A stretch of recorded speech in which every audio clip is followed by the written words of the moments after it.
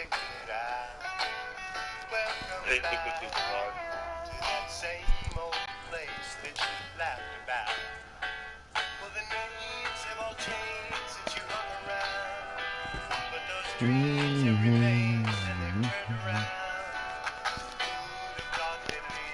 Jalen Richard is nice.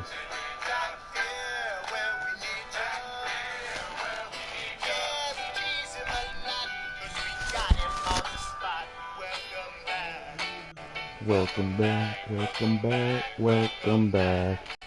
Welcome back, welcome back, welcome back, everybody. We're back this time with a little Fortnite/FaceTime podcast. We're going to chop down what happened last week and look forward to week 9. Getting into the double-digit weeks almost of the fantasy season. It's crazy. It's flying by. And I'm here with my new host, second week in a row, DJ Billy Green. What's going on, Turkey? Not much. Excited that we are still recording this during the Thursday night football game. So excited for some live updates throughout the podcast. Facts. Yeah, we'll see. So far, there was a big touchdown. Who caught that again? Oh, it was Pierre Garçon. So I guess he didn't get traded. Yeah, it was pretty wild. Before we, get into it, we're just jumping right into it. Bring 'em out, bring 'em out, bring 'em out, bring 'em out. It's hard to yell when the barrel's in your mouth. Bring 'em out, bring 'em out. Hey, we're welcoming to the show Ellis Schaefer. He lost to Billy in the finals. He lost to Judd in 2 crucial games the previous 2 years. He's never won. He was a Sacco, but he's a great competitor, and he's one of the best members of our league, living in Boston, living the life. How you doing? So great, man. So happy to be here. Thanks for the glowing intro. Didn't have to include the Sacco part, but, just loving get rid life. of the Sacco label, though, Ellis, and that is win a championship. Or Hey, man, I did all I Sacco could that one year. Andrew. You just had to put up 160 with one flex. It is still the best championship performance on both sides in our league history. Yeah, man.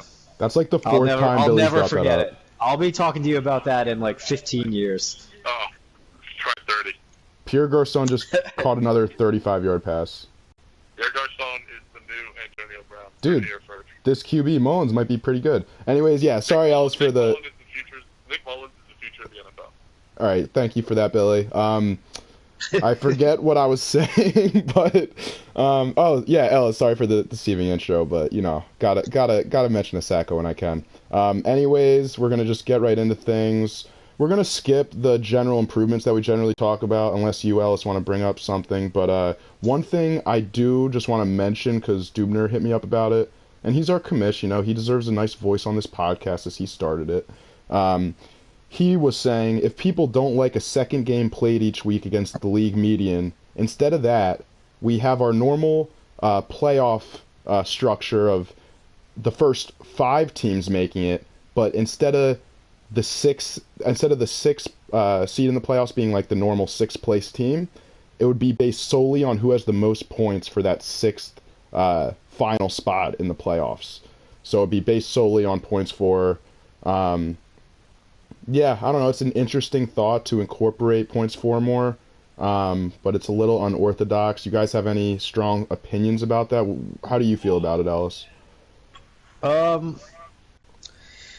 don't know. I guess I would need a little more detail. I mean, what does he just mean? Out of the people who aren't in that top 5, then the top points in the bottom 5. That's how you do the last spot. Yeah, basically, like the 6 teams make playoffs. Out of those 6, 5 of them will be normal, and then the very last one will be whoever has the most points. So, if for some reason, just like out of the ones who aren't already in the playoffs by the record. Exactly. Yeah. I don't know. I like thinking about I definitely support. I like the idea of 2 matchups every week. But I guess that's not gonna get the traction it needs. Yeah, Billy's heavily against that, and I feel like I brought this up with Billy yesterday, and he kind of was like, no, but he had the for a second. Yeah. I don't know if I love this one. I mean, For this rule, I'm not. I don't know if it 100% changes against that much. Yeah, I think I would like a different variation of this rule. Yeah, Like I mean, apply I'd be it a interested in different way. talking more about it. Yeah, like I'm down to incorporate some type of at-large bid for points for, but I think maybe just approaching it in a slightly different way would make it a little more impactful, and maybe I'd be down for something like that.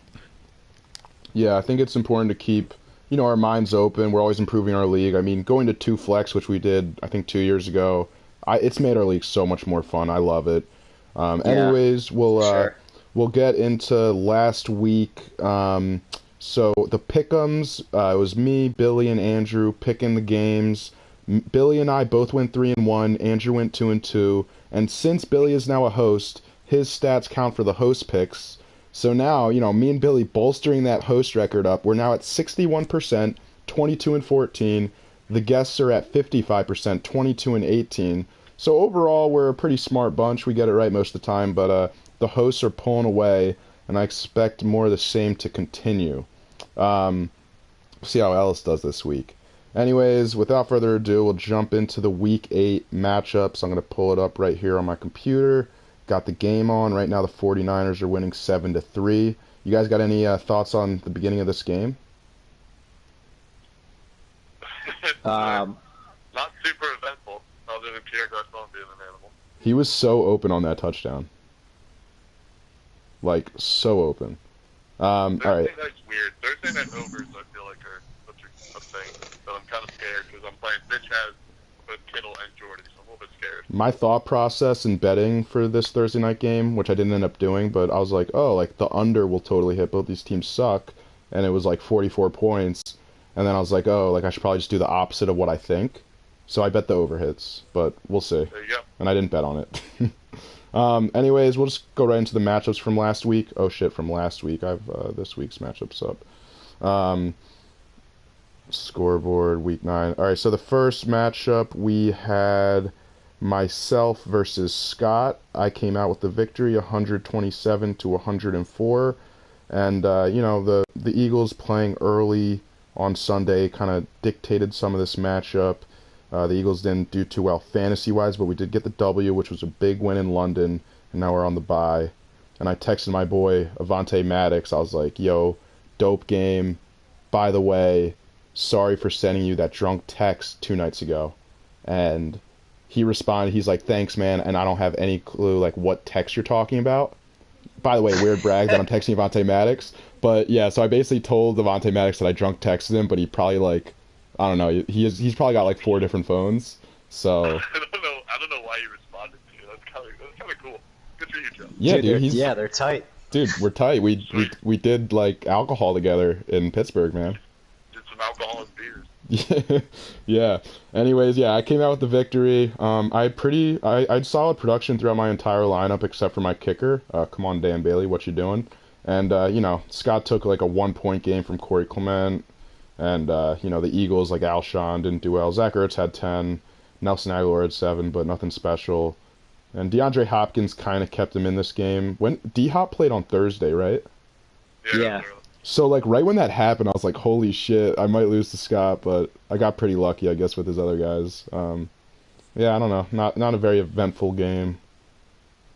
Well, Scott just kind of started the wrong Eagles. Like, he started Clement over Smallwood. He started Aguilar over Matthews. And then also not having the Falcons hurt him a lot. So, not a tough one for you. Yeah, true. I should have mentioned the bye week. That was pretty huge. But yeah, I don't think he would ever start J-Matt. He would maybe start. He probably Wendell Smallwood was a thought, but yeah, I don't I probably would have started the same exact people Scott started, so I can't really knock him for that. Anyways, we'll jump into the next matchup. How do I maneuver this? All right, next matchup we got it was Mitch versus Adam. Adam came out with the win, 136-116. Pretty solid production from both teams. And Todd Gurley just doing his normal thing, 30 points. Quick update. George Kittle is headed into the locker room and Mitch is playing him against me. So, Mitch, keep an eye on that, man. That's tough. You hate to see it, but Kittle going into the locker room right now. Yeah, and is that Matt Breida in the game? Brady's playing. Yeah. Well, he's itching to the end zone, so I'm pretty sure Andrew's playing him this week. So, he might be able to get in right now. They're on like the 4-yard line. Anyways, in this matchup, yeah, nothing crazy. Oh wait, Billy, guess what happened? What? Mitchell started Aaron Rodgers over Cam Newton. Do you want to know the point differential between them? I'm looking at it right now. It's about 12.1 points. Yeah, like what do you think of that strategy, man? What's up, Ellis? Wait, was it as bad as Adam starting Jameis over Wentz? Whoa, I didn't even notice that one. Holy shit! You're looking at 14.3 in that difference. I think both teams deserve to lose because of what happened with that. Ellis, thoughts on 2 QB strategy? Dude, I'm a 2 QB guy myself. That's why I asked you. I don't honestly. I don't like it. It's pretty nerve-wracking. It's my most nervous part about the beginning of every week, deciding whether to play Breeze or Watson. Yeah, and I that's almost tough. fucked it up last week. I had Breeze in until Thursday, Yeah. Sheesh. and then I put Watson in, and I was like, That's You would have lost if you put in Breeze too. So. "No, dude, I know." That's a gut check. Anyways, on this matchup, you guys have any other thoughts? Sammy Watkins had a huge game. That was basically the only thing keeping Mitch alive. Dude, we don't have to spend time on this. Just Adam's team is just a wagon. Gurley, Dude, it's a wagon. It's a wagon. Not, It's unfair, so. humble brag, but I've been on Adam's team all season, and I knew this would happen. All right, now we got Hamad versus Billy.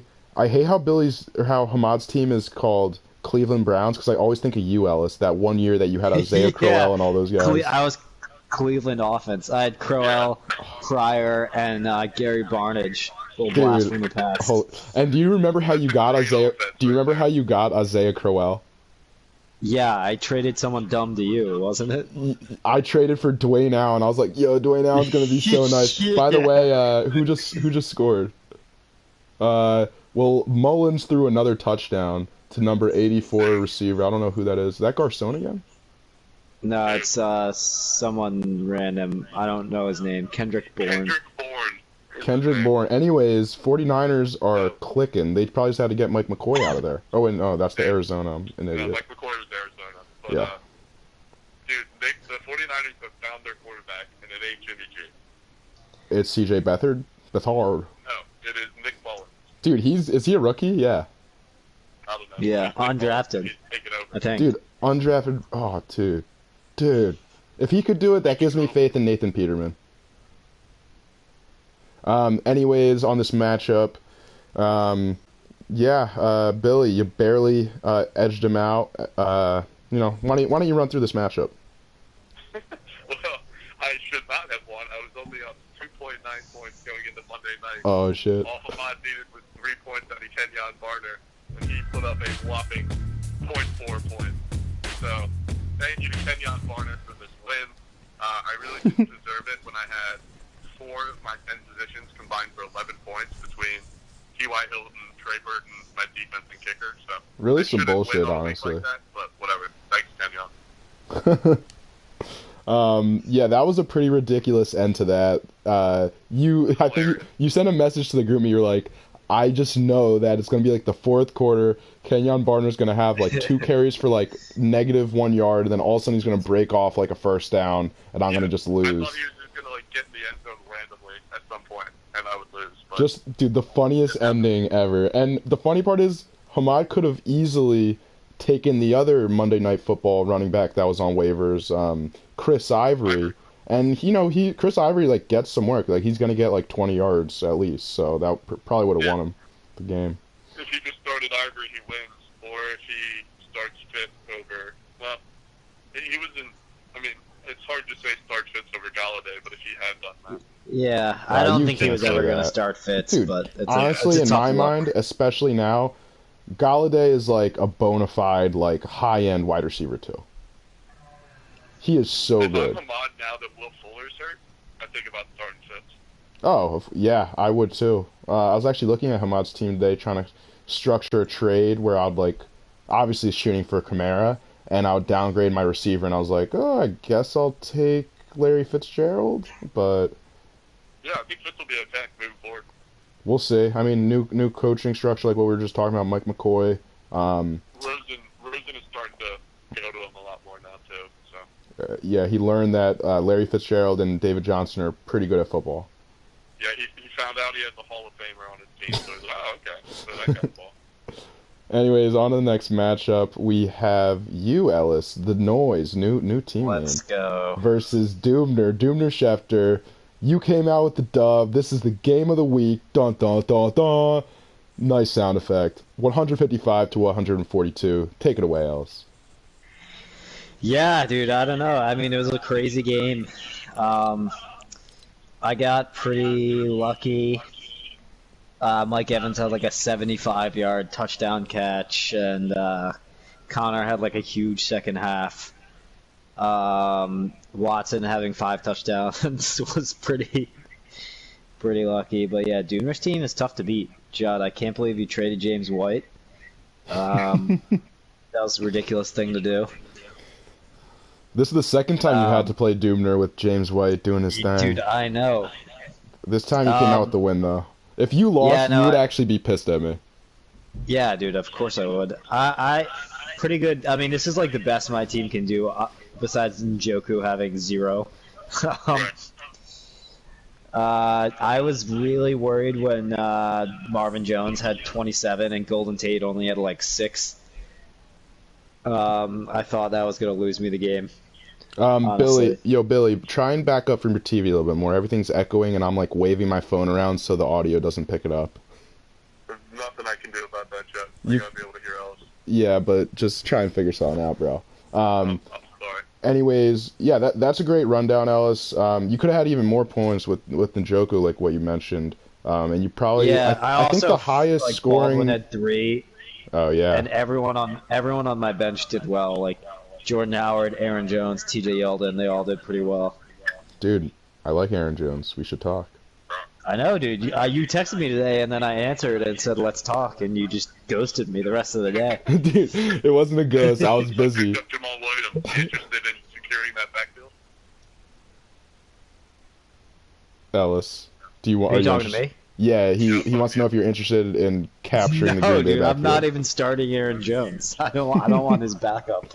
Sheesh. Start Aaron Jones. No, bro. Mark Ingram is my guy. And Latavius Murray has been my absolute boy for 2 years. Yeah, he has. That's true. I had Latavius 1 year. I think it was actually the first year I went to the finals. I had Latavius. I loved him. You did. Because Oakland had a dope offensive line. Yeah. I don't really know what happened to it. Yeah, they suck now.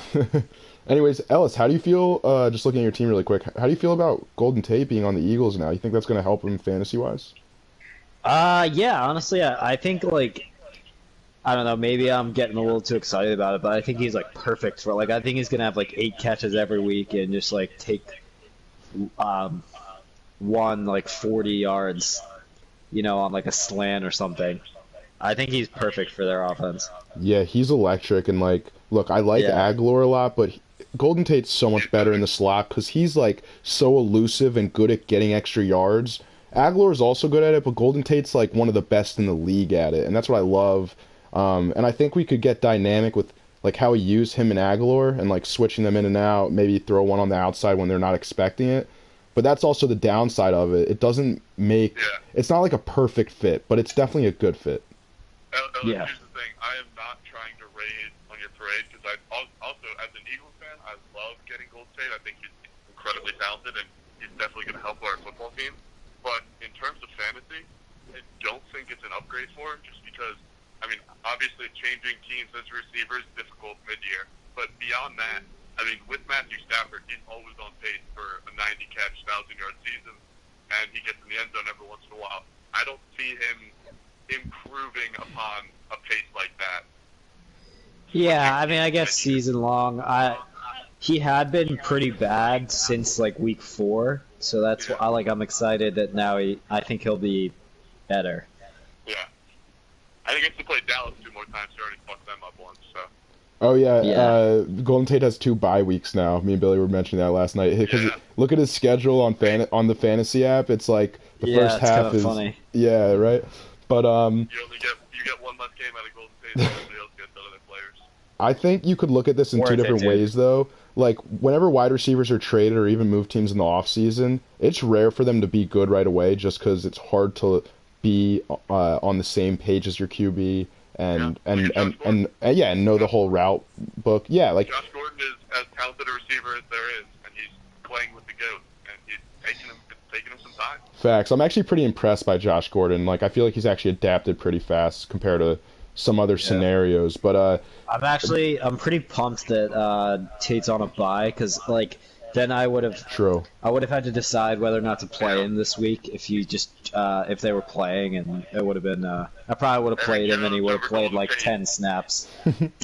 I mean, honestly, I would have played Aaron Jones over Golden Tate if Tate had played. he's coming at a perfect time, dude, because we have a bye, get him acclimated. Then we're home against Dallas. That's like our bread and butter, and like the fans are going to be so crazy for that game. Like that's going to be electric for his first game as an Eagle. And then for the rest of the season, I could see Golden Tate just like blowing up. Like then we're at New Orleans. That's going to be a shootout. We're against the Giants. They suck. Against Washington, another in division game. Then we're at Dallas. Like we have a dope schedule for after this bye with Golden Tate on our team. I'm really, Yeah, dude. I just got myself juiced up. I'm all in. I'm all in. Let's fucking do it. All right, we'll go on to the next matchup. Great win though. Way to put Doomner down. Now he's not tied in first place. Yeah. Gotta stop the Doomner wagoner. He'll get to bravado. Nice word, Judd. Last matchup we have Allen versus Layer. Layer came out with the victory. I swear on the Holy Bible that I had like a weird feeling that like Andrew would maybe pull it out. Like I was like, dude, you have to start people. You never know what could happen. He plugs in Devontae Parker, which was a live podcast transaction. He dropped 16 points on Thursday Night Football. Peyton Barber gets in the end zone. Travis Kelce, he's a locked and loaded tight end one. I mean, he's basically a wide receiver one at the tight end position. He's like the Gronk this year, him and Ertz. Marquise Goodwin puts up a solid 12. I mean, everyone on his team had production except for frickin' Alfred Morris. Marlon Mack putting up huge stats just like the week prior. And Jared Goff having a solid outing. Andrew scores 139 points. It didn't even matter that Allen didn't have that good of a week. Andrew would have beat a majority of the teams in our league this week. What an incredible output. Wow. Incredible. Hey, Judd. Yeah. You're Jewish, so swearing on the Holy Bible doesn't do much for you. Yeah, that was part of it, like in case I was lying, which I wasn't, but You're probably lying. But yeah, dude, like, this is as impressive a performance as I can remember, with Lair having his whole team on bye and being the third leading scorer in our league. I mean, like, we didn't even talk about his matchup this week on the pod last week on the pod because we're like, yeah, Allen, it's a lock. Andrew's gonna get 80 points and it's a lock to win. it was crazy. It beats Allen by 35. I mean, look at his bye weeks. It goes Ezekiel Elliott, Keenan Allen, Tevin Coleman, Mike Williams, Austin Eckler, Devonta Freeman. He, like, going into this season, all of those guys would have not even been flexes. Like, his top starts. It's just insane that he came out with this win. Like, it made me happy, for one, because I kind of want to see Allen lose. Sorry, Allen, I still like you as a person. And second of all, because it's just so funny, like with Andrew somehow putting up big numbers in this scenario. But holy shit! I mean, this was the talk of the town. I mean, I couldn't stop talking about this matchup, like right after it happened, and like it's just craziness. We're gonna be talking about it for years to come because I cannot think of a bigger upset that's ever happened in our league. I just can't. That's a good one. Yeah, any other points about this crazy matchup? I mean, Allen had some tough production from guys like Juju, who won't normally score like 4 points. Jarvis Landry only had 7. That was kind of like Cleveland really sucked against Pittsburgh. I mean, their coach got fired because it was so bad. But he had solid like top end production, like AJ Green, Joe Mixon, Saquon. But after that, it was like not very good. He didn't start AP. That was his mistake.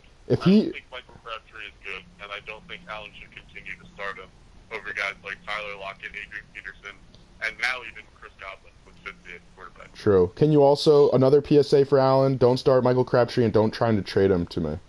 Because I keep on... yeah, I mean, he probably should have started AP, though. Like, is it AP, if he's healthy, like, he might be an RB, like, 1. Because the running backs suck so much. He has been. Like, he's number 11. Stats-wise, yeah. Especially if Chris Thompson is hurt. He's the guy. I mean, he has 3 games where he's got 21, 24, and 26. Like, that's... And the other games, like, you know, he's getting, like, 11, 9, 5. Like, you know, he's... That's a good flex play in my book. Yeah, dude, he's been legit. He's been better than Crabtree. Honestly, this game might have been a case of Allen not starting the right guys. Because, I mean, Tyler Lockett also had 11 points. So, like, he should have started AP over Crabtree. Not to nitpick, but he should have done that. And then I guess it would be hard to slot in Tyler Lockett. He still would have lost, but it would have at least made it closer. 30 points or 26 points added. Or it would be more like 24. Yeah, he still would have lost, but still. Anyways, that rounds up the matchups from last week and our quick-hitting takes. Update, George Kittle's back in the game, so Mitch, you're alive Hey. now. Yes, what do they say on the fantasy footballers, Billy? I dropped the George Kittle. It's like 70 fab. You did? I don't know. No, on the podcast that we listen to, the fantasy footballers, they like to say, like, an amount of money that you spend on a fab, you could call it a Kittle. Cause, oh, yeah, because one of the hosts spent, like, 40 fab on Kittle. Yeah. Much like our resident floorball did. Well, not really, because that was 40 fab. He spent, like, 115. Well, no, he spent that on Kittle and Anunwa. Oh, true. But he spent most of that on Anunwa, so. So far, I think Scott's had the best pickup of the season with Phillip Lindsay. Easily, actually. Or maybe Cortland Sutton. Of course, Adam snuck him for free. We don't know. We don't know if Cortland Sutton will be. I have a strong take about that, and he's a wide receiver too. Maybe better. I wonder where you could have possibly gotten that take, Judd. Definitely not any podcast that was created. Anyways, going into the standings, we have a 3-way tie for first place. Adam, Billy, and myself. Congratulations, Billy. Virtual handshake.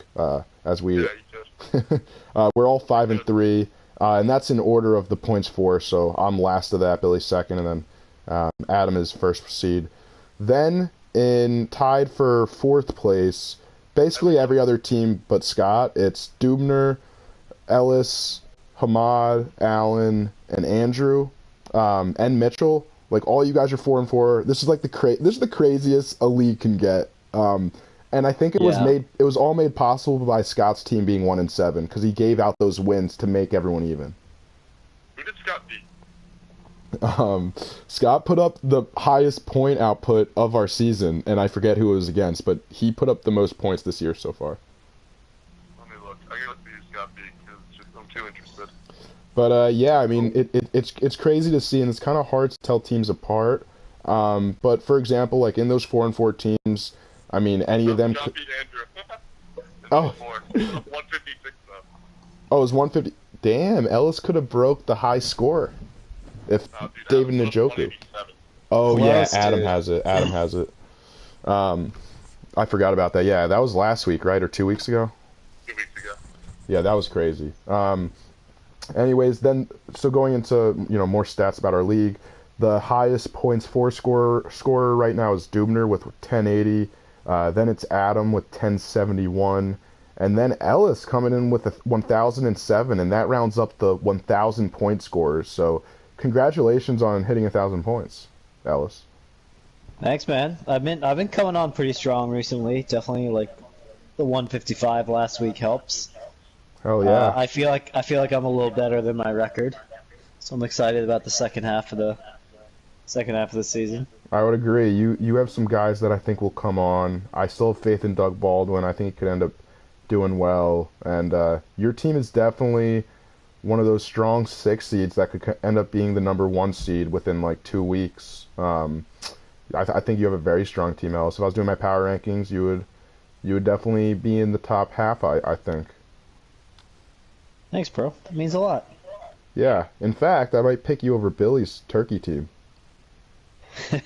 Well, Ellis does have 15 more points than me on the season right now, so can't argue. Yeah, with it. that's And I'm less than both of you, but I have a better team than both of you. No, you don't. Dude, Cooper Cup is back. Judd, we'll get into this later, man. Anyways, The points for race right now is looking like a two-man race between Dubner and Adam, as they are both, 60 to 70 points ahead of everybody else. yeah, true. And also, I want to point out, again, I'm not trying to shit on Alan's team. I think Alan has a good team. I can't wait for But this. he is 7th in points for, which is what I'm talking about with, like, all you guys put him at 3rd in your power rankings. Like, dude, 7th in points for. So black and white. His team is just as good as everybody else's, but it's not exceptional enough to be up that high. That's 7 up that. Yeah, I agree with you, Billy, to an extent. I think people. I got shit on for that take a little bit. Yeah, me and Andrew probably shit on you a little for it because it's fun to shit on people with Andrew. As of right now, right, his team could, put on. And, Great punt by Oakland within the they're 10. killing it, but just saying. Um, This week, though, 'cause his whole team on a bye. Yeah. Oh, yeah. I think Alan's probably going to take a. He might take a. He's playing Scott, right? We'll get into that. But yeah, it's definitely true. I think people overlook the points for scoring. I think people probably overlook it with both myself and Alan. Calling myself out right now. Because I also have many points scored. I have 959. But even when I look at my team, I'm like, damn, like that's a good team. Like, damn, like I have a over 500 record. I'm fine. But I'm below half in points for scored. There's over 100 points between me and the top 2 seeds. Like, that's not where I need to be. Like, I want to be the top of that, like where I was last year. So hopefully Kerryon Johnson carries me to my wayward son. That's all I need. Anyway, that basically serves as our power rankings talk. I didn't really get into it. Oh, I see Ellis actually made a little power ranking. Do you wanna discuss that with us? yeah, I'll go through it a little. I mean, there's not much to it. I kind of just did the top 2. As you said, it's kind of like a 2-man race between Adam and Dubner unless something crazy happens for points for, which is what I think marks like the best team in the league. Then I just put all of us in the middle, and then Scott, Mitch, and Andrew, who are, I think, pretty big step below the middle. Yeah. So I think there's really 3 tiers, I think, right now.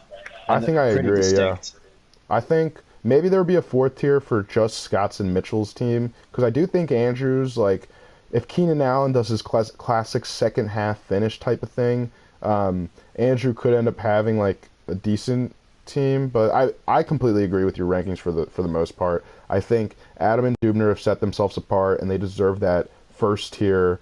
And then there's just this huge swarm in the middle of me, you, Billy, Hamad, Allen. Some of those teams look like they're more consistent, though, and other teams have more upside. I feel like the upside teams in there are Allen, Hamad, and probably you, Ellis. And then me and Billy have, these consistent teams that kind of just keep on chugging. So, I mean, we'll see how this pans out.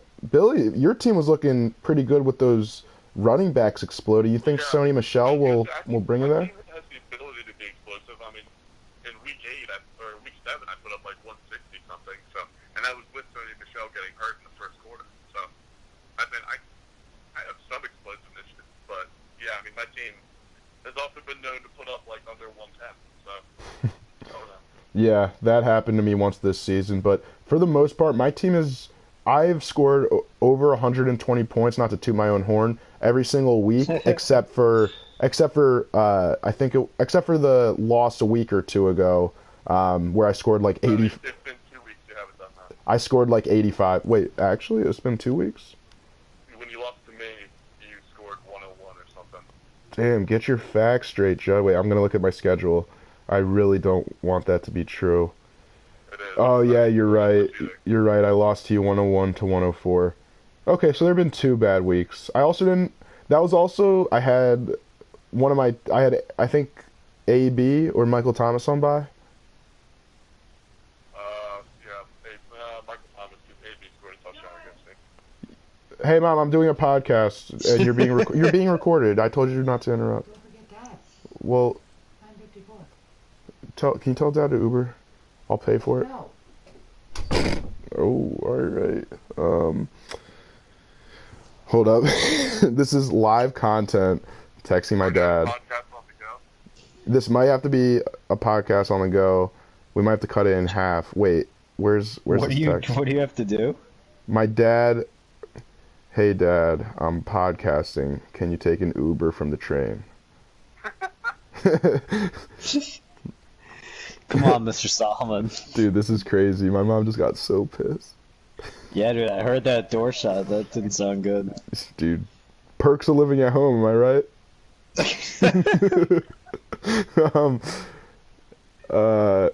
Okay. I talked to my dad earlier and he said if I'm podcasting, he'll just get a ride, so that's what I'm telling him. He's not an Uber guy? He's not. Also, he's coming in at 9:50. Like, we can all relax. This is hysterical. Anyways, Let's go. What happened? is that Dougie B? No, JJ Redick just hit it. I have Sixers -6. Oh, you're watching Redick Sixers? just hit a 3. Oh, They put him Jalen up. Richard just had a big 6. play though, who is extremely good. Let's go Sixers. That's the game I should be watching. Yeah, dude. Not that trash. Raiders Niners. What's the score of the Sixers game right now? They're up 6 with 2 minutes left. Oh, So- let's go. Wait, This cover is gonna be down to the wire. sheesh. Keep us posted. Yeah. Anyways, yeah, Billy, any big changes to those power rankings, or you kind of agree with it? Are there any like dark horse teams you think will pull out for the end of the season? Oh man, this is again. I mean, just look at the standings, look at the points, minus a couple outliers. But our league, this is the best, the most competitive fantasy football league I've seen in any year ever. Oh, you're making me feel tingly. Literally. Oh my God, under Embiid 500. just dunked all over. Let's go. That 7-footer. They're up 8. But Billy, yeah, man, preach to the choir. This is the best league. It's the best a fantasy league can get. And it's so much fun this year. Like, I've had more fun this year than my previous 8 years. I think there are only a couple teams that do not have the potential to make a run to the championship, and I think the majority of the league has a legitimate shot to win a championship, So which is really fun. Mitch, not to call people out, but Mitch, Lair, and Scott, you don't have a shot. I'm not even putting Lair in that category. I'll put Mitch and Scott in that category. I think I'm on the same page as you with that. I think Andrew's team does, like, Keenan Allen, man. He might do it again. Do the same thing he did last year. I mean, he's got Zeke and Keenan. I love Keenan. Zeke has been so good. I mean, this might be an overreaction the last 2 weeks. We could potentially be seeing the emergence of Marlon Mack as a top 12 Facts. running back. He might have been on Which would make waivers. his team legit. Yeah, dude. He was. I think he was on waivers.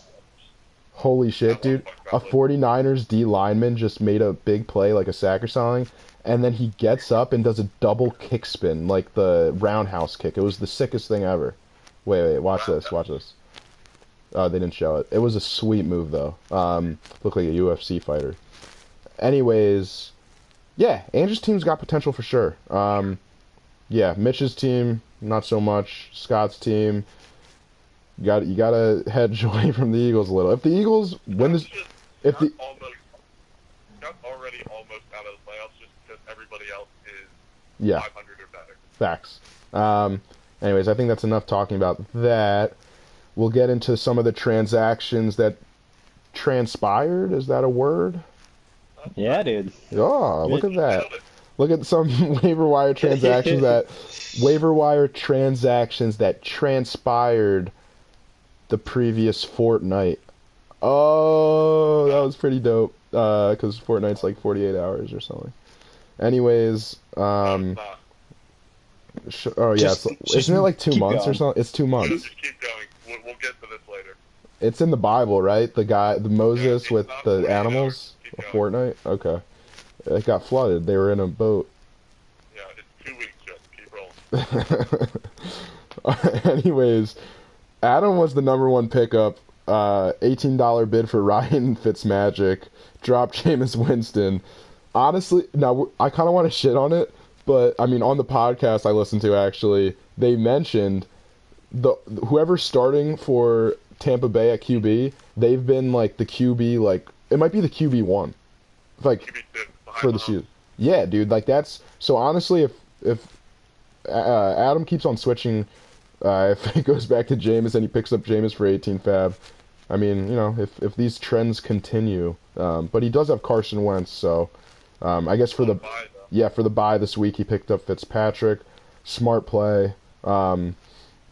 Next pickup we have Billy getting Jordan Reed for 12 fab, drops Rashad Penny, finally parting ways. How you feeling about the Reed man? You think he's gonna get concussed soon or what? I mean, almost definitely. I just need him to not do it this week. I have Odell and T.Y. on the bye, and Sony Michel's not quite ready, I don't think, to suit up this week. So I'm hurting a little bit this week. This is kind of a high upside play, I think, because Reed's got a good matchup with Atlanta. Yes.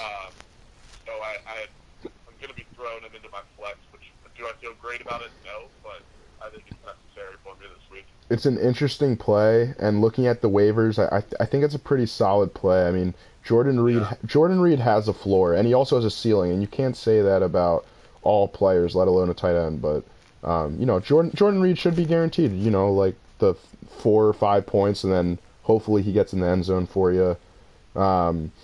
Next pickup, we have Hamad getting Frank Gore for 7 fab. He didn't drop anybody, and then Hamad's also the next one, taking DJ Moore for 6 fab.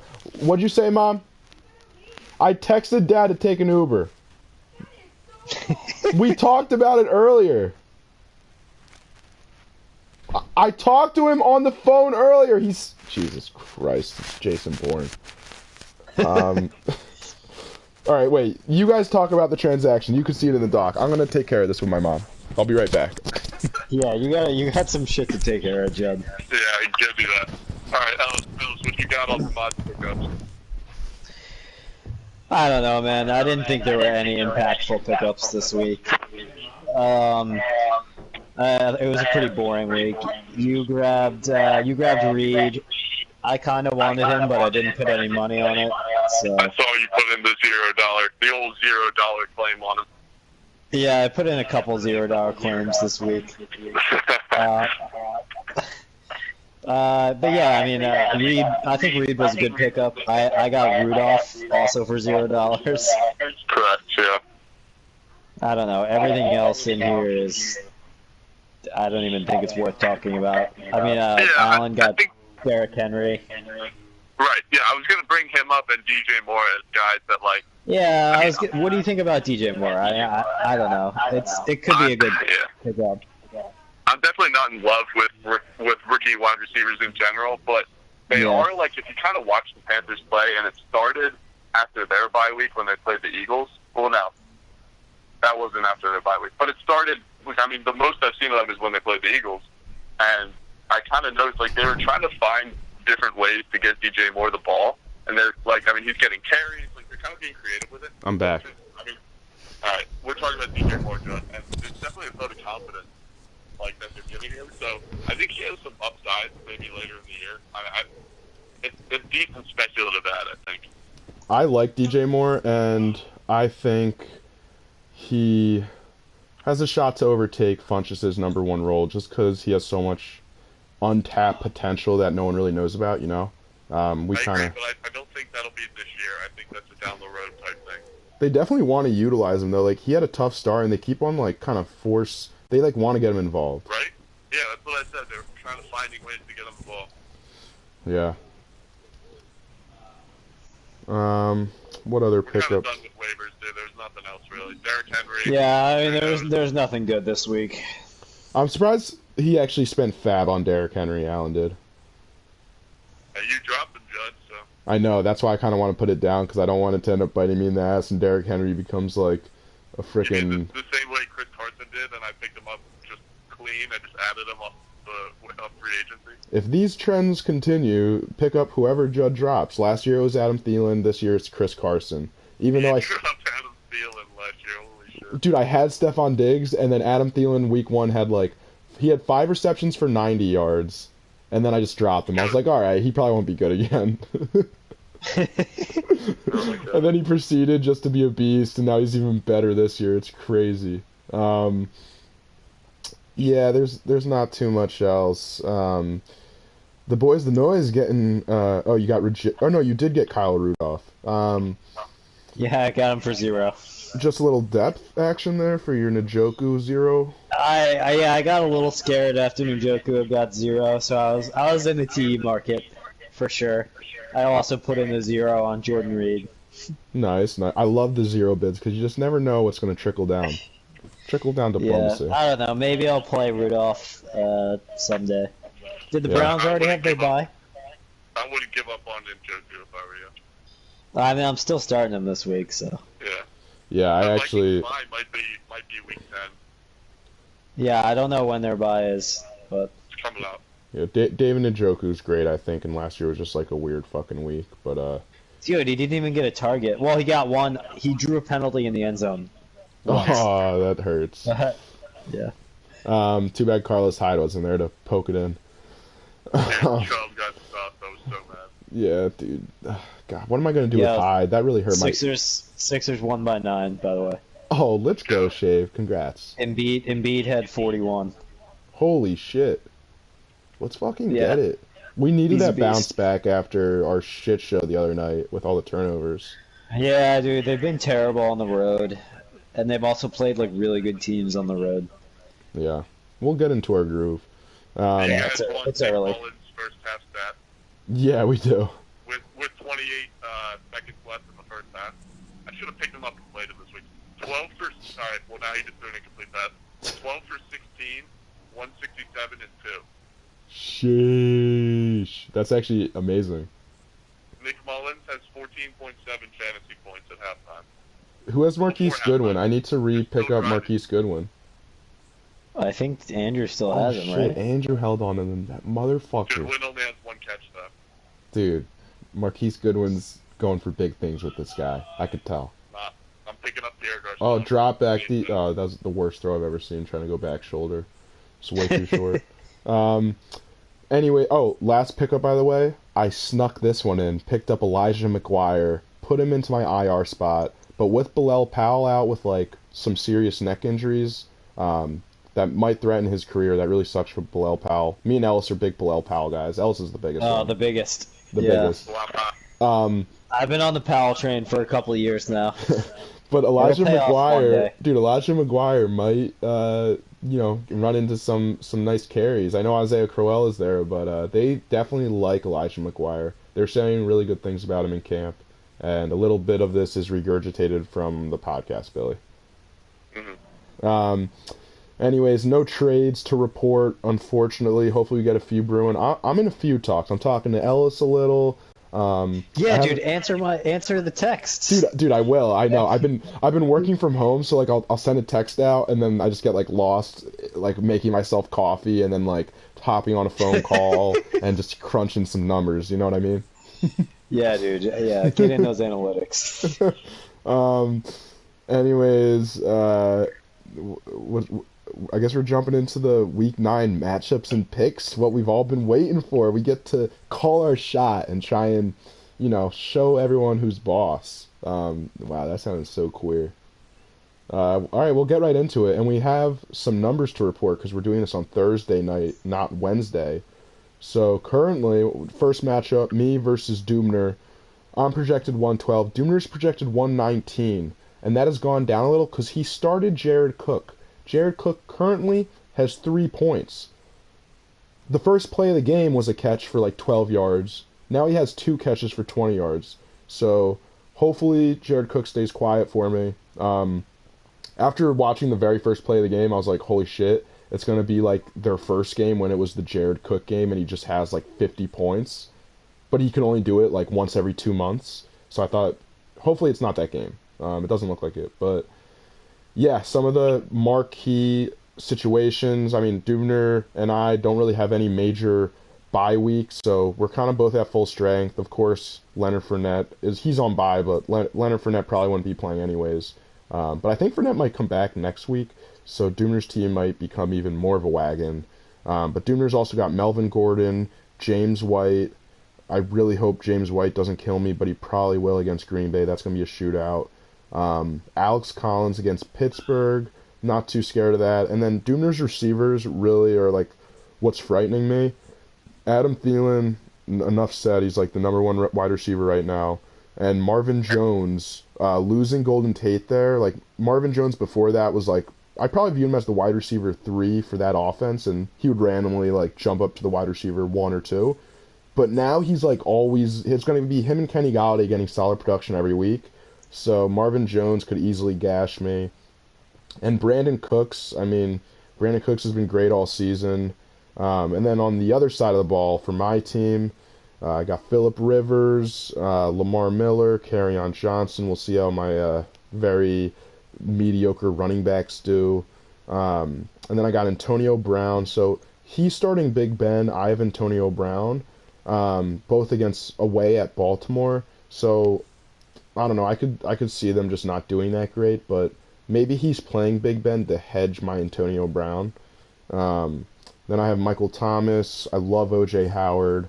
And then I have Cooper Kupp back, which I'm really excited about. I have my whole wide receiver layout now again with AB, Michael Thomas, Julian Edelman, Cooper Kupp. Julian Edelman looked great last week. Julian Edelman's looked great every week he's been back. He's killing it. So yeah, I'm excited. We'll see what happens. I'm benching LaShawn McCoy right now. We'll see. I'm benching Geronimo Allison because these other receivers that I have are way better. And also, I don't know what's going on with the Green Bay receiver core. But, yeah, I think this is a pretty close matchup. Definitely the most scared of Dubner's wide receivers and James White in that Green Bay game. Billy, what are your thoughts on this matchup? And who are you going to take? Well, to me, a very tough one.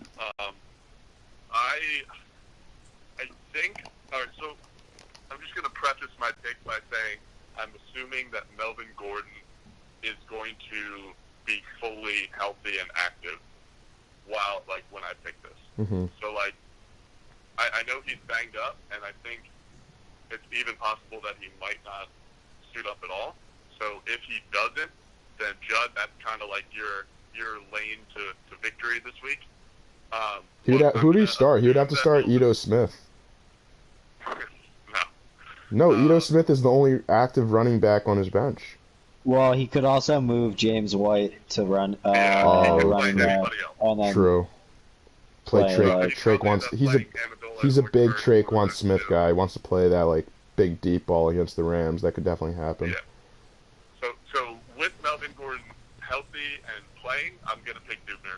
But I think there's a very real chance that he doesn't play, or that he is at least very limited, and that could lead to a Judd victory. But I guess I'll be on the record with Dubner. Okay, if Melvin Gordon ends up not playing, we'll change it for you. Thanks. Even you could change it because you have access to the doc now that you're a host and all. I can cheat a little bit. Honestly, I feel similarly. I don't know who's going to win this matchup. Usually I come in very confident, but this week I'm I really don't know. There's so many question marks with guys like Cooper Kupp. Melvin Gordon's been out the last 2 weeks. I just don't know. What are your thoughts, Ellis? I picked you, Judd. Oh, let's go. As Billy kind of touched on, I am operating under the impression that Melvin Gordon's going to be somewhat limited, even if he plays. So I don't think he's full strength. And I think that hurts Dubner. I don't know, the Antonio Brown, Michael Thomas. Michael Thomas hasn't really had a huge game in a while, and I think this week might be. I'm starting Drew Brees this week. I think he's going to have a huge week. I think Thomas might have another 10 catches, 130 yards and a touchdown, something crazy like that. Mm-hmm. Yeah, I got you. I think it's going to be close, but I think you're going to have some big games. Gordon's not going to play well. Big Ben on the road against Baltimore. I don't like that very much. He had a bad game at home against Baltimore. Yep, yeah. And that game also makes me a little scared for AB, but Alex Collins. He should get him the fuck out of his lineup. Yeah, I don't love that. Dubner doesn't have great depth. Dubner has good starters, but you look at his bench, besides Fournette, Sterling Shepard, Traquan Smith, Jermaine Kearse, Danny Amendola, Ito Smith. That is not a strong, switch in and out type of players. It forces you to play someone like Alex Collins that many weeks has 12 carries for 50 yards. Billy? Hey. Billy, were you saying something and then I kind of went over you? No, I was saying the Alex Collins thing. So. Yeah. Yeah, dude, like yeah. I was the biggest Alex Collins guy. He's still my profile picture, but I'm gonna leave him as my pro pick. He looks so funny in that picture. He's got like grills on and like crazy like snake dreads. All right, so we got your guys' picks. Billy is taking Dubner unless Melvin Gordon's out. Ellis is taking myself because he's a real G. Let's on go. to the next Hunt Road matchup. And hopefully Jared Cook doesn't do anything crazy. We'll keep ourselves and you guys posted. Right now, just so everybody knows. So 3 points at halftime for Jared Cook. Fuck yeah. Next matchup, we got Billy versus Mitch. Billy, you projected 113. Mitch projected 111. What's your outlook on this matchup? Well, I'm thrilled with the first half of Jordy Nelson and George Kittle only combining for 4.6. That makes me feel good. I feel confident about Mitch's team not blowing up this week. He's also starting guys like Amari Cooper, and I mean, Josh Gordon could be an okay start this week. I don't know if I see it, but he could be fine. Dude, I like Sammy Josh Watkins, this week. Tyreek Hill is out, could be fine, but again, it's Sammy Watkins, so you never know. Yep. I don't know. I am also not feeling great about my team, though, because I have Odell and T.Y. on a bye. Mitch also missing David Johnson and Evan Ingram on the bye, so I'll say that.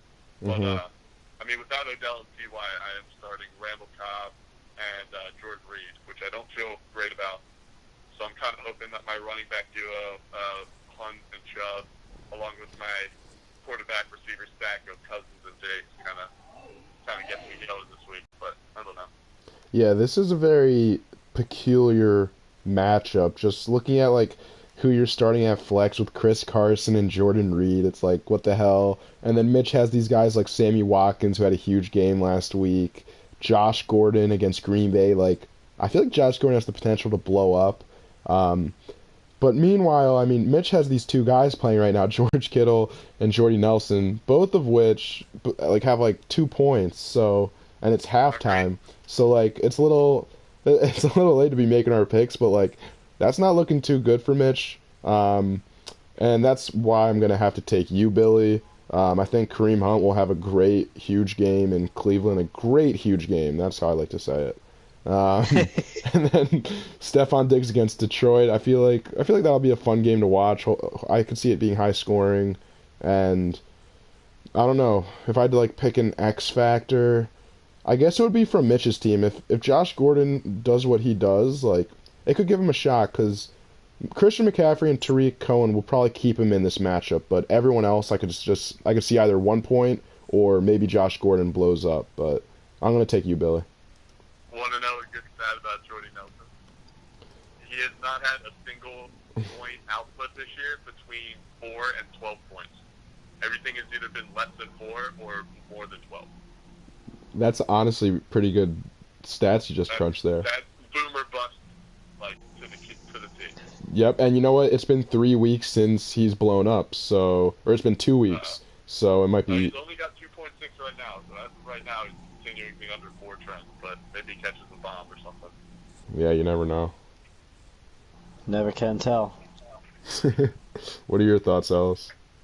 I picked Mitch before this game started. I think Cam and McCaffrey both go off. Like I think that's gonna be the difference.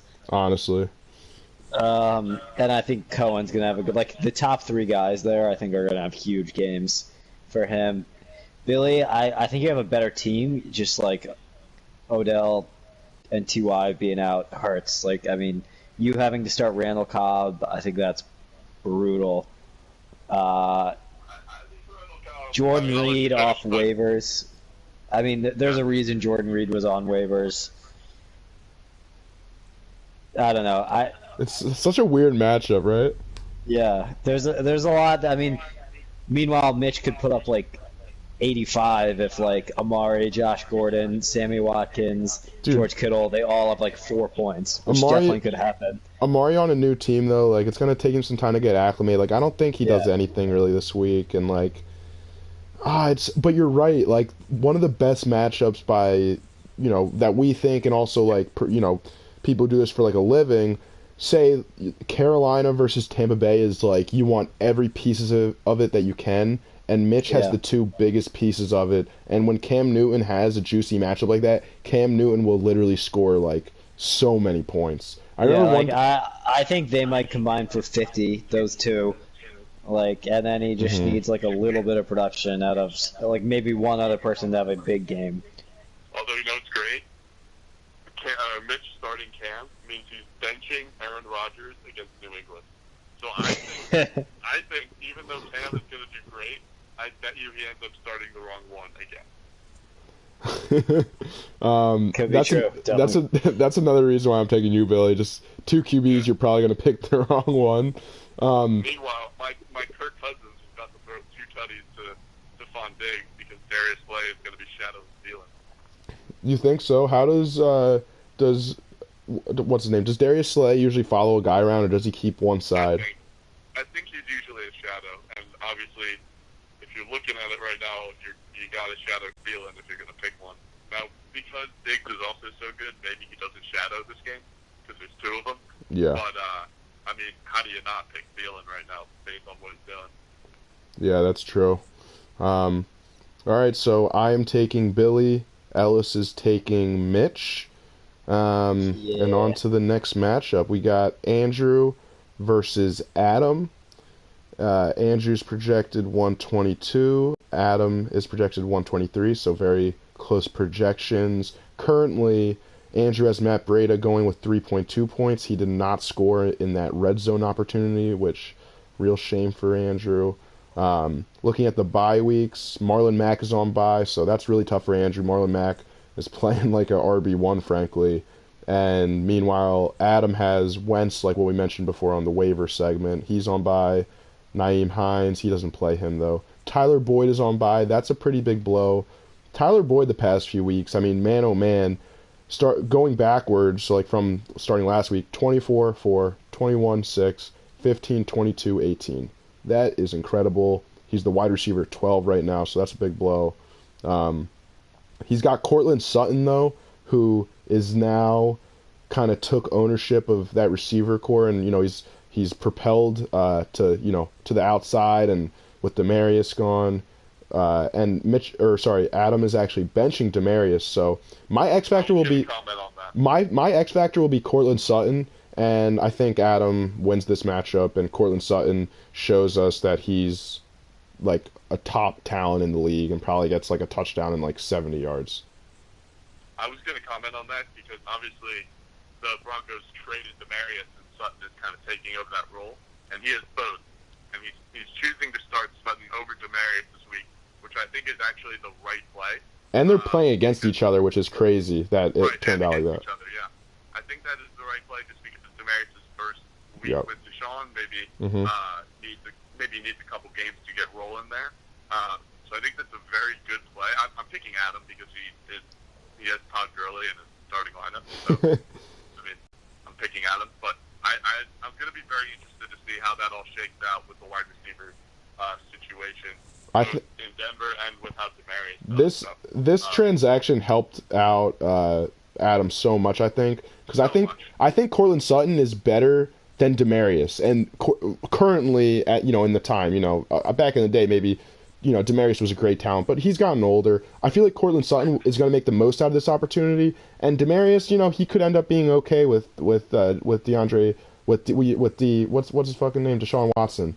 I think you forgot how good Demarius used to be, dude. He was the top 5 wide receiver in the league. Yeah, you're right, but let's. And I think since Cortland Sutton is getting his first start this week, it's maybe a little early to say he's better than Demarius even right now, but he could be. For this season, I think it's a lock that Cortland Sutton plays better than what Demarius was doing.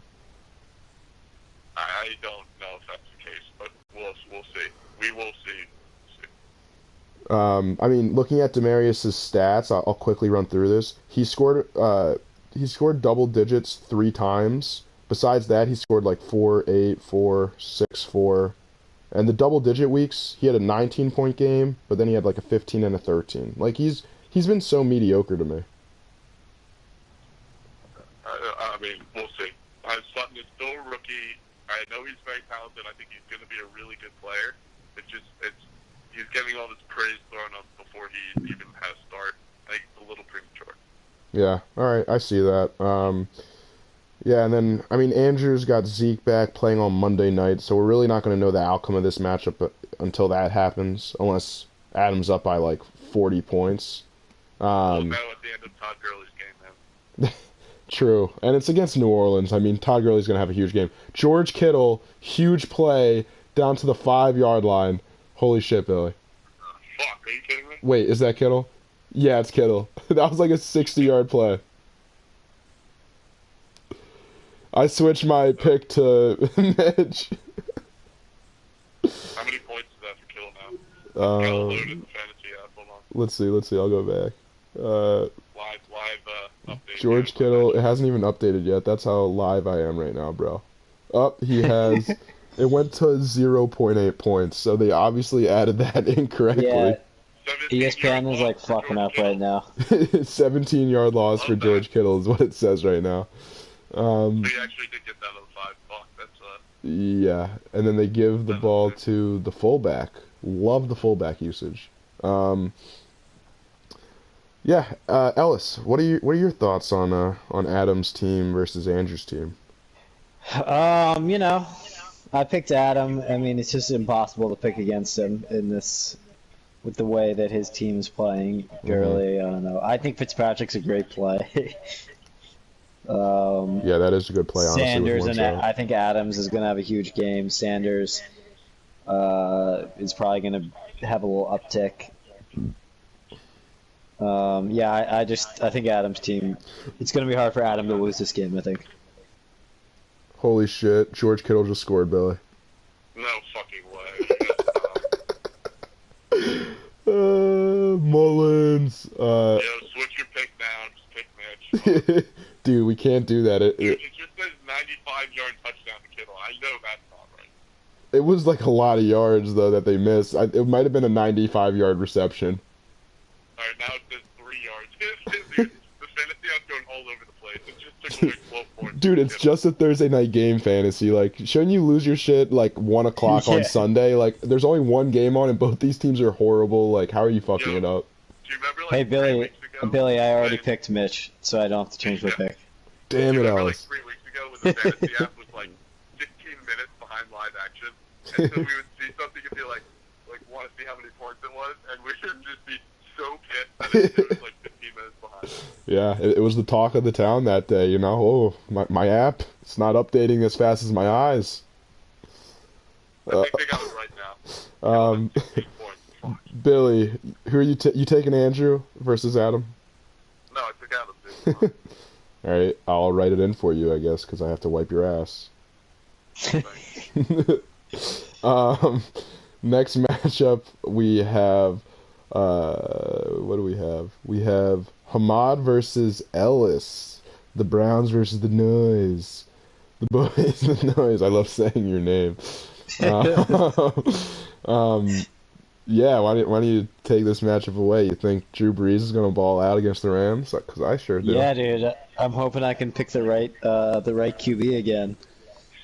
Yeah, I feel pretty good about it. I don't know. I mean, Hamad's team is just scary because, like, you know, Mahomes, Kamara, Tyreek Hill, Deshaun, Galladay, like, all of those guys could just catch, like, an 80-yard, like... It's a classic Hamad they could all upside just, like, team. Go off, yeah. But he's got everyone at 1 o'clock, literally, except for Kamara.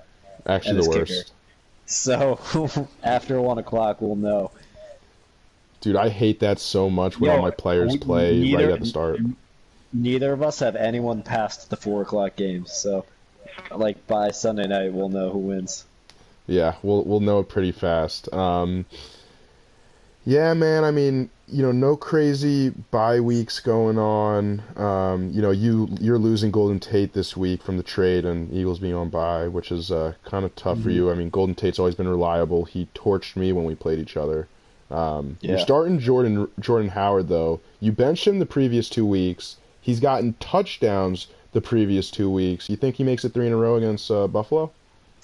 Yeah, I just think they're gonna blow the doors off Buffalo, and like whenever they are winning, Howard gets like 20 carries, so I'm counting on him getting like 20 carries and getting another short touchdown. That's a very good like logical play, and I agree with it, but it also irks me a little because I'm playing Buffalo defense, and I wanna say Mitchell Trubisky isn't good. He's been too good the past few weeks, and he's gonna regress this game, and the Bills are gonna fuck him up because the Bills actually have a good defense and it won't be high scoring. But that could easily be wrong, and the Bills might get -5 points because they're actually like balling out. We'll see, man. Not to make this about my matchup. Hopefully, David Njoku against Kansas City. I mean, it's a pretty good matchup. You're starting Doug Baldwin, and you got another week of just James Conner Express, fucking killing it. He's the running back 3 right now. He's incredible, dude. He's been nice. Cancer survivor, if you didn't know that. They just say What'd it. you say? I said cancer survivor if you didn't know that, just because Oh. I was mocking the radio Dude, yeah. announcers. They say it And every a pit second. boy. Dude, and know what else they always say? They're like, he had cancer, but he doesn't want to be known for that. Like, they, over and over, it's like, Jesus Christ, it's Jason Witten. It's like the only thing they talk about. Jesus Christ. It's actually absurd. I didn't even realize I put that one together. Yeah, my new thing is, Jesus Christ, it's Jason Witten. And it's just a robot standing in front of you picking its nose. I mean, Hamad with... The Cleveland Kansas City game is going to be pretty big for you guys. Yeah, for sure. Wait, who do you have David Njoku, and then That's it. and then he And has then all he- the other guys, yeah. All right, Yeah, so it's he not has Mahomes, Hill. true. The That's it. New Yeah, Orleans He'll get the play. the New Orleans game is what's big for you. Hill might not play. That would be huge for you, Hill Ellis. is hobbled at best this week. If he's on the field though, like you gotta think he's the fastest player on the field, so he could just score a 90-yard touchdown. And Kiki QT, like he's lost his role basically because he's kind of hurt right now, and like Demarius is there now. Like Kiki QT is gonna be a tough start from here on out. Hamad's not playing Calvin Ridley. He's also hobbled, I think. Dude, he looks completely healthy. I mean, he doesn't have any tag on him, and he's coming off of a bye week. So I'm not really sure what's up with that. If Calvin Ridley's healthy, though, I would totally start him over like Devin Funchess with DJ Moore kind of coming up. Or I'll probably play Deshaun Jackson. Tampa Bay, Carolina, we were talking about it earlier. Going to be a high-scoring game. Deshaun Jackson loves his boy Ryan Fitzmagic. Something could happen there. And Greg Olson's been playing pretty well, but looking at this matchup, I'm going to have to take Ellis. It's the last week. James Conner is, fuck, am I really going to take Ellis?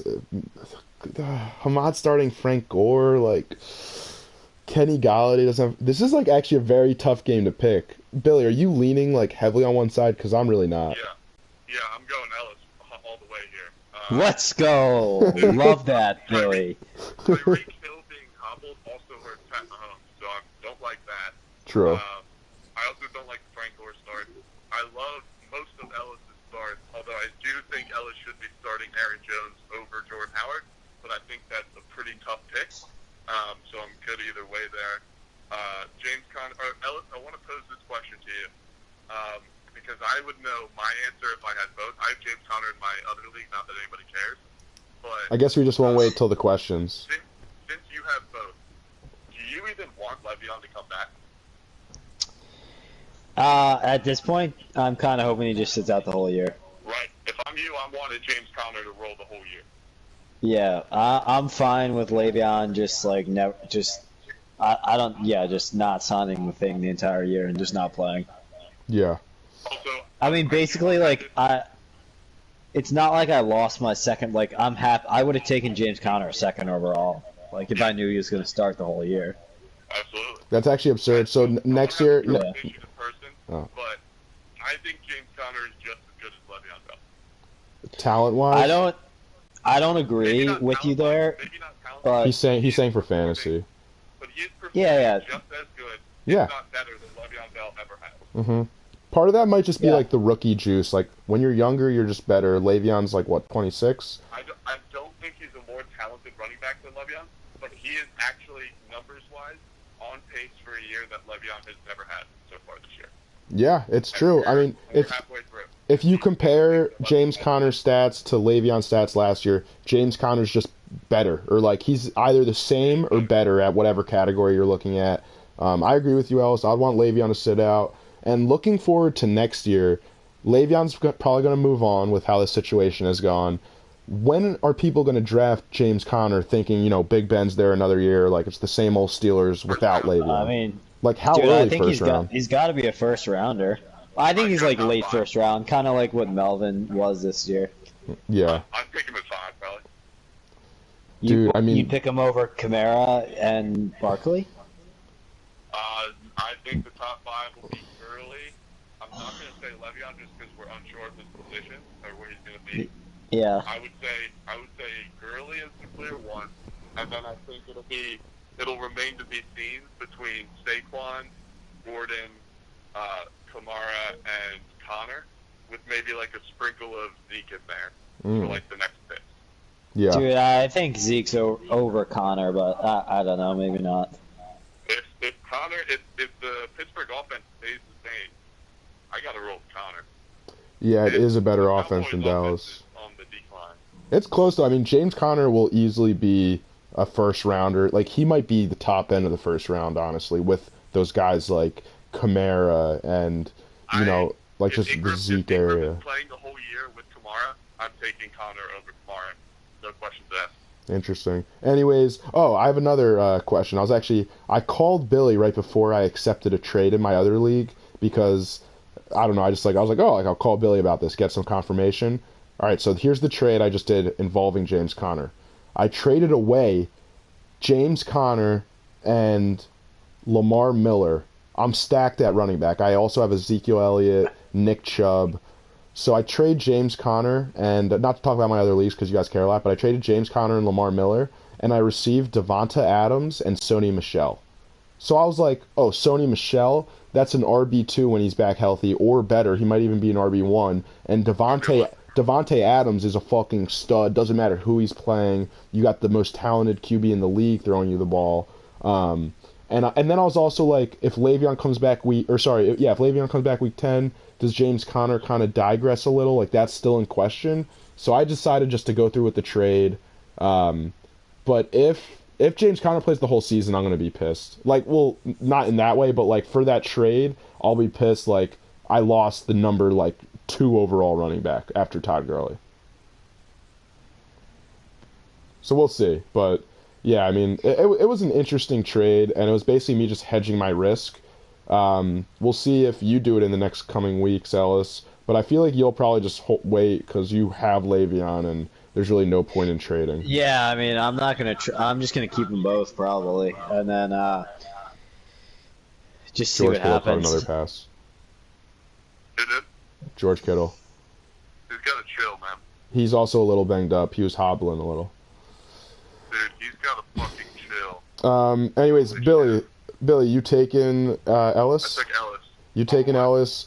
I'm also taking Ellis. When I see a guy like Frank Gore in someone's lineup, I'm not gonna pick you. And I also feel like Hamad is bound to make the wrong start-sit decision this week. He's got too many guys like Calvin Ridley, and it's really just Calvin Ridley. Whoever he doesn't start is going to end up doing better, and Ellis will probably win. All right, on to the next match. That's pretty mean of me. Also, there's Hamad has Dalvin Cook, and Ellis has Latavius Murray. So, just that whole dynamic, I feel like that gives Ellis the edge. Latavius has been killing it the past 3 weeks. 22, 21, 18. Now he's against Detroit. He's probably going to have a great week. All right, on to the next matchup. Last one. We got Allen versus Scott. Wait, I'm just running in my pick. I'm taking Ellis. Scott is projected 89. Jesus. Usually projections are high. To be projected below 90, that's hard to do. And part of that is because Scott has half of his team on bye because he has the Eagles. Dude, is he gonna play anyone? He has to. He did the same thing. Oh, I didn't realize everyone on his bench. Yeah. Yeah, so Scott's got to pull an Andrew Layer this week, and it's ironic because he's also against Allen. So I'm picking Scott. No, I'm just kidding. Scott, I don't know if you listen to this, but if you do, you have to drop James Washington, Ajay Ajayi, and at least one other player or the Eagles D.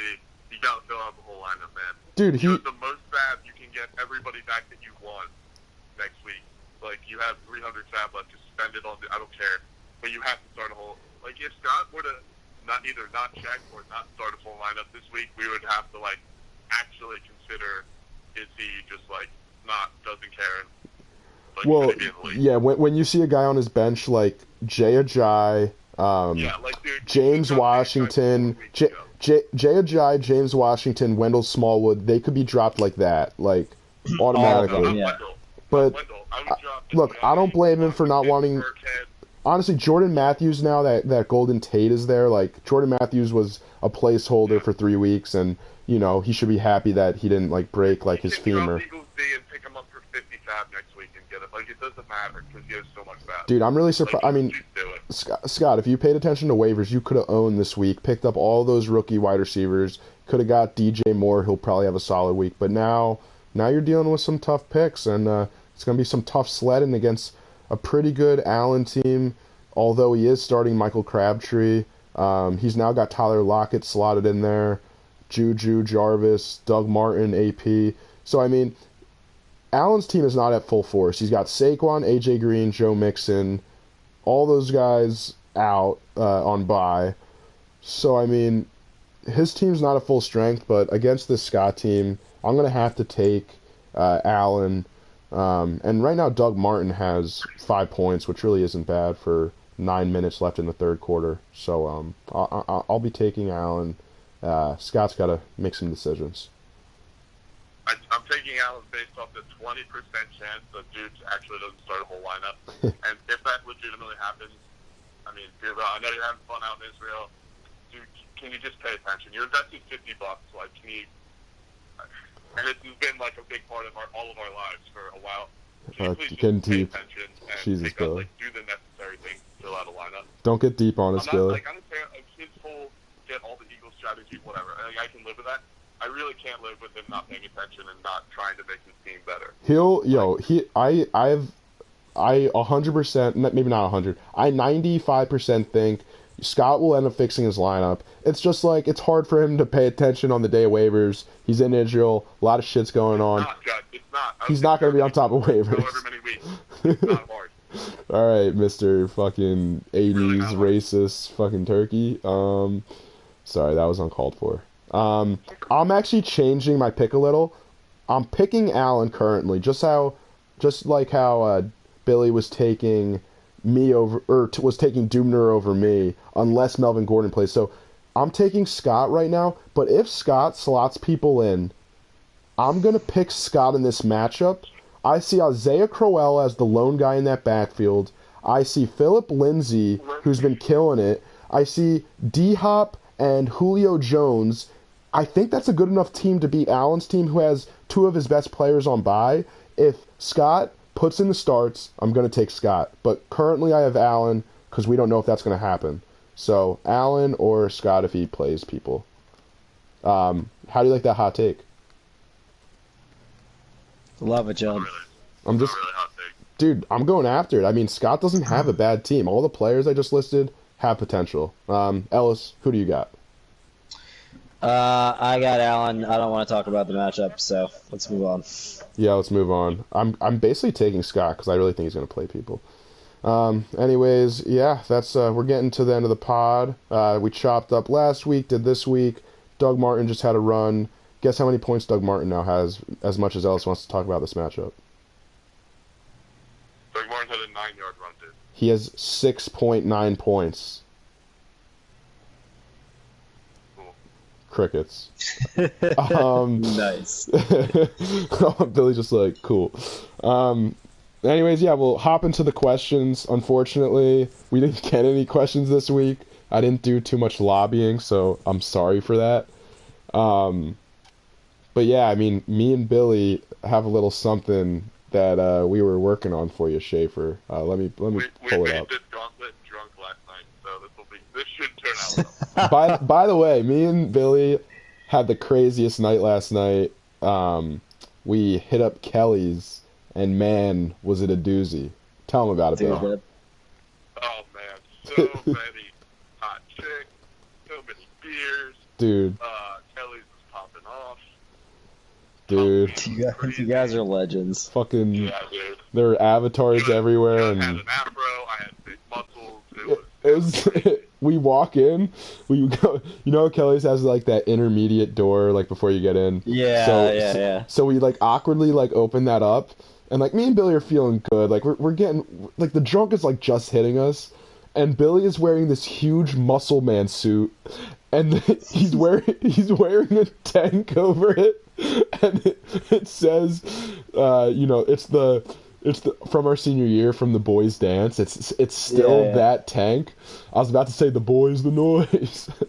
But Billy has this tank on over it, and Billy's dressed up as like a douchebag, like gym bro. Like it's really funny. And Billy also looks much taller with fake muscles on. By the way, Billy, you should think about just always wearing them. I should get on some steroids, huh? Nah, you should just wear that thing everywhere you go. And then I walk in with like with Chris's Corona shirt that he left at my house, which I am currently wearing. Actually, that's kind of disgusting. Along with like this huge afro and glasses, and we walk into the middle like door thing, and there's like a girl there, and I don't know what she's dressed up as. She's like kind of just wearing normal clothes, and I look at her, I'm like, so like the people dressed up. And she just doesn't respond, and it was a tough start, but then it got lit. I hope you guys enjoyed that story. That was actually extremely funny. And then on our way home, we had a crazy Uber driver, and I had to tell her. She kept on interrupting me and Billy's convo about all these hot chicks that were trying to do gross stuff to us, and I was like, listen, we paid you to drive, not preach. And she shut up. I'm kind of an asshole. Something like that, yeah. Something like that. Anyways, we'll jump into the Judd and Billy gauntlet. Wait, let me. Yeah. You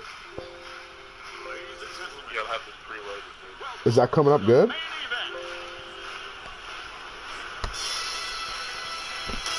Oh, let's get into it.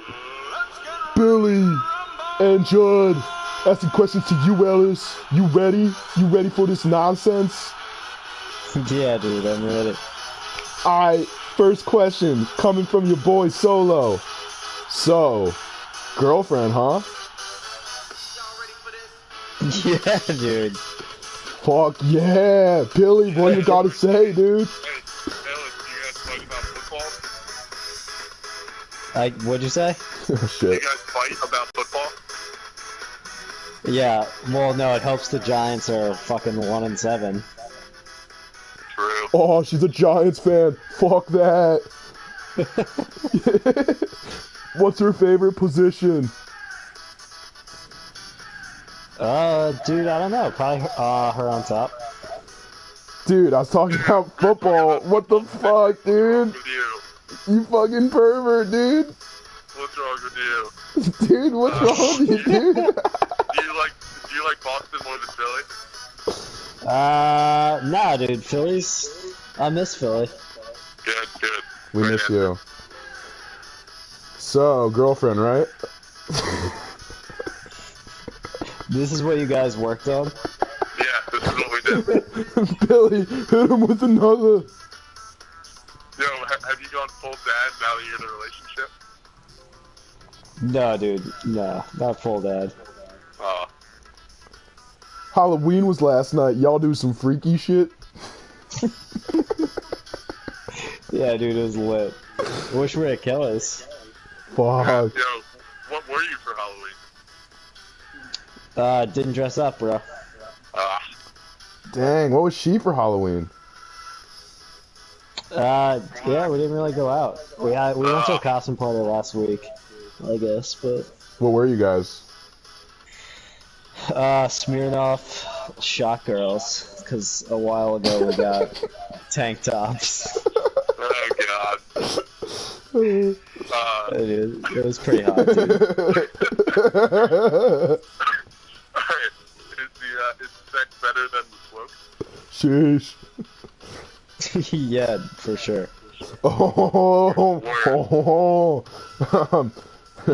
Are you triggered and this your girlfriend? What's up? I don't know. Go to the next question, Billy. Did she know that you're fucking Will on the side? No, I don't think she's figured that one out yet. It's gonna be a rude awakening.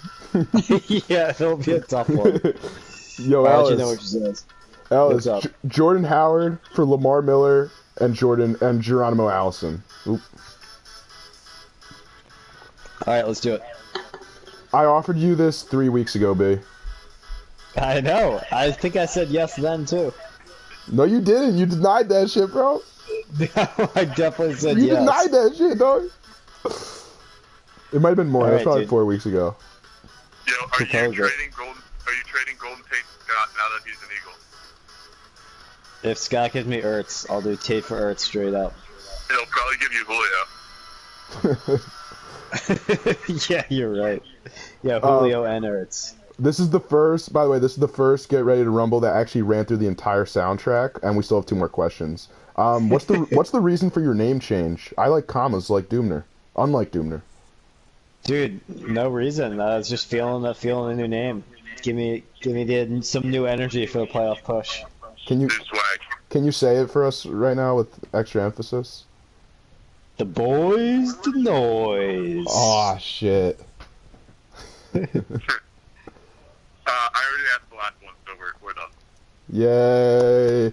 Congratulations, Alice. You made it through the Judd and Billy gauntlet, which takes the full. That's what we did last night. Yeah, we didn't actually go out last night. We just sat in front of a computer and did that. No, but we actually went out. We while writing this, we got so funny that we kept our funniness at the bar. Yeah. Billy, I think we need to do it every time before we go out. Dude, it was good. Anyways, some great responses, Alice. Our viewers will love it.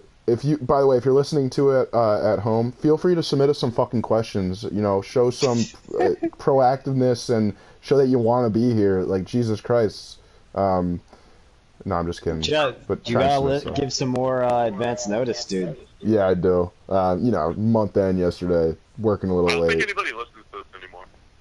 Hey, Is that I a shot at listened me? last week. I listened Thanks, last week, thanks, guys. Thank you. You enjoyed any tips? No, you guys are doing a great job. I don't think any tips. Just keep doing what you're doing. Yeah, dude. The motto is, like, you bring the boys, like, we bring the noise. Shit. That's how it works. Anyways, I had a lot of fun chopping it up with you guys. Can't wait for my dad to get home and get yelled at by everyone about this train debacle. Anyways, we'll see how these picks go. To repeat the picks, just so it's easy for me to... actually, we have it all written down. Never mind. But I'll go through it really quick. I took Billy, Adam, Ellis, and Scott. Billy took Dubner, Adam, Ellis, and Scott. And Ellis took... No, I picked Alan, not Scott. You took Alan, not... Why did I write Scott? Sorry about that. You said it as a joke. Yeah. And then Ellis took Judd, Mitch, Adam, and Alan. Dude, I really talked myself into Scott. I was like, how could I not pick Alan this week? And I was like, oh, like, if he puts in his starters, like, Philip Lindsay, good player. So we'll see how that works out. I haven't really done any, like, crazy hot takes on the picks, so I'm going to shoot my shot this week.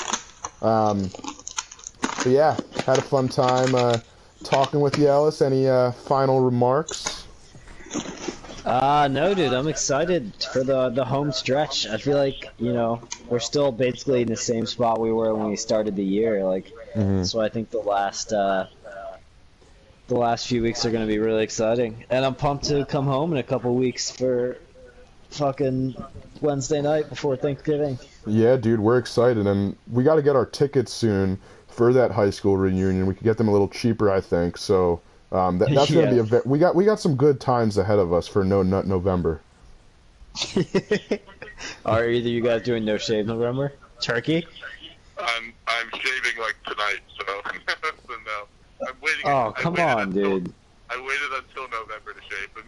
start it on November 2nd and see where that goes. Sheesh. Yeah. I wish I could actually grow facial hair. It looks like I got a bunch of pubes on my face right now. I've been working from home, so like I'm just like not grooming myself. I like brush my teeth like 1.5 times a day. It's a crazy life I'm living right now. You're a hooligan.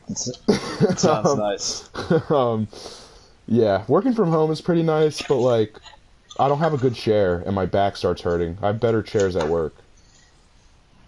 Yo, should we get Fortnite game in real quick? Fuck yeah. I'm available. I'll be chilling. Let's do it. Um, Let's wrap this up and do that. all right, Billy.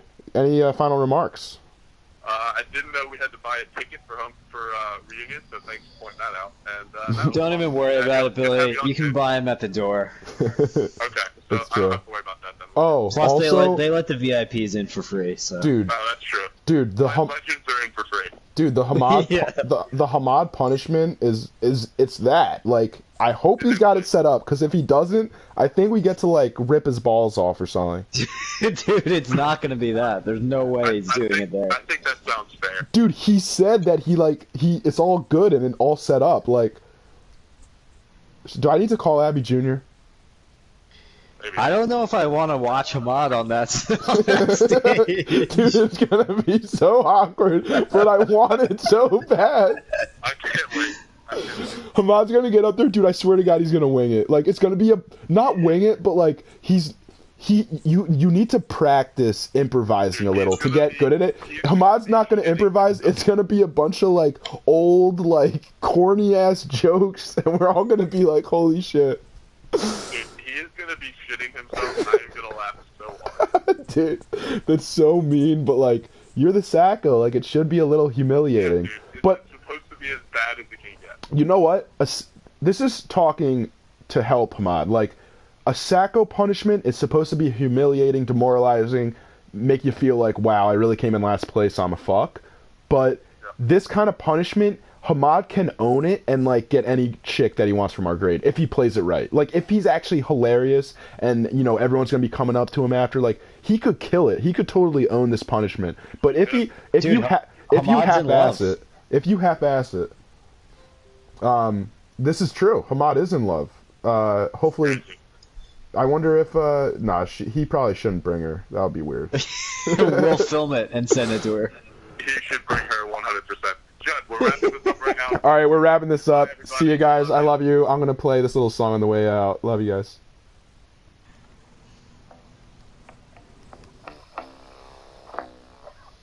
Yo, Billy. Yeah. Yo, Ellis. Yo. Yeah, Judd, that went like 20 minutes longer than I should have. Hop on Fortnite. Dude, that was like a 2-hour thing. Dude, I had a lot of fun. Wait, was it 2 hours? It wasn't 2 hours. Holy shit, it's 10:30 already. I know, man. Alright, Yo, I'm gonna hang up, so I can't talk to you guys, so I can hear you for the game. Billy, get a fucking mic so we can do a normal podcast. I'll do it next week, bro. Oh, Billy's already ready up, dude. He's ready to go. Yeah, I'm ready to go. We're doing normal squad, no monsters.